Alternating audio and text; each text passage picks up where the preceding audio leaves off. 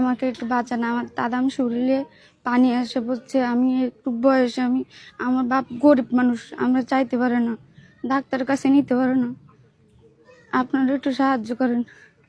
একটা কিডনি নষ্ট হয়ে গেছে, আমার মেয়েটা যদি আপনারা বাঁচান তাহলে আমি একটু পাই। মেয়েটা আমার একটা নষ্ট হয়ে গেছে, আর একটা মোটামুটি কোনো রকম।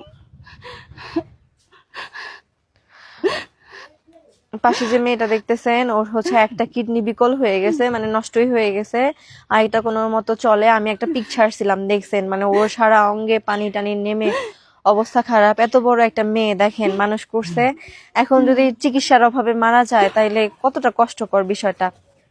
এখন হচ্ছে গিয়ে এখানে আমরা আগে রিপোর্ট দেখছি, এখানে অনেকগুলা রিপোর্ট, মানে ওরা ওই আপনার পিজি হসপিটালে গিয়ে ছিল, মানে ওরে স্কুলেও ভর্তি করছিল ক্লাস 6 না 7-এ, মানে বয়স কিন্তু বেশি না, 12 কি 13 এরকম।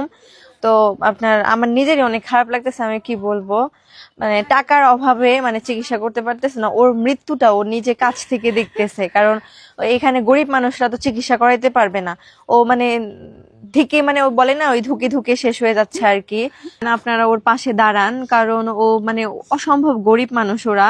তো একবার ডাক্তারের কাছে নিছে, চিকিৎসা করাইছে, কিন্তু ডাক্তার বলছে যে মানে 3 বছর ওষুধ চলবে, কিছু কিছু ওষুধ দিয়েছে, টাকার অভাবে খাওয়াইতে পারি না। দেখেন অল্প বয়সে একটা গোলাপ ফুলের মতো জীবন ঝরে পড়ে যাবে। ওর বয়স কিন্তু একদম অল্প, 12 কি 13। তো আমি চাই যেন ওর, তোমার নাম কি? তৃষা। আমি চাই তৃষার পাশে আপনি একটু দাঁড়ান। আমার বাপ মা গরিব মানুষ, আমার দাদাম শরীর ভুলে গেছে, হাঁটতে পারি না, চলতে পারি না, আপনারা আমার পাশে একটু দাঁড়ান। সারা শরীরে পানি চলে আসে, এই মানে মুখ টুক, একটা ছবি তো ছাড়ছিলাম, আমি দেখছেন মুখ টুক পুরো ফুলে যায়।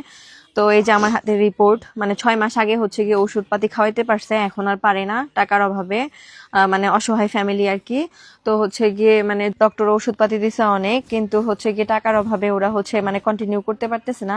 আর মেয়েটার পায়ের দিকে তাকাইলে বুঝতে পারবেন যে হচ্ছে মেয়েটার পায়ে একদম পুরো পানি টানি নেমে পুরা শেষ হয়ে গেছে। আমি চাই না, আমি কেন, পৃথিবীর আপনারা কেউই চান না যে ওর 12 কি 13 বছর বয়সে এরকম সুন্দর গোলাপ ফুলের মতো একটা জীবন ঝরে পড়ে যাক। তো অবশ্যই অবশ্যই ভিডিওটা শেয়ার করবেন। ধন্যবাদ সবাইকে।